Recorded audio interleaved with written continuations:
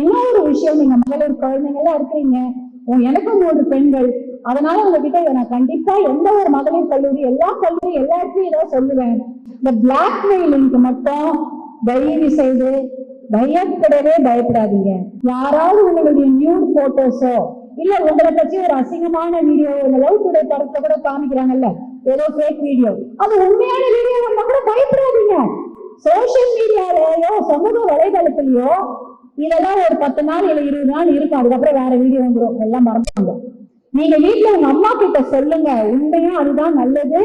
அம்மா கிட்ட சொன்னீங்க, அம்மா கிட்ட அடி வாங்கிக்கோங்க, அவங்க திட்டுனாலும் வாங்கிக்கோங்க.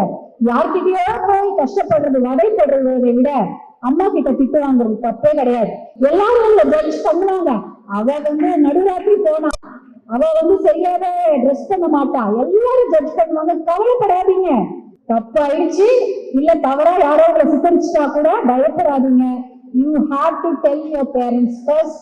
அதுவும் அம்மா கிட்ட சொல்லுங்க. அம்மா அடிச்சாலும் திட்டுனாலும் வாங்கிக்கோங்க, வெளியில யார்கிட்டயும் போய் மாட்டிக்காதீங்க. இது முக்கியமான ஒரு வேண்டுகோள். இதை நான் உங்ககிட்ட வைக்கிறேன். ஏன்னா இதனாலதான் நிறைய பெண்கள் பிரச்சனையில மாட்டுறாங்க.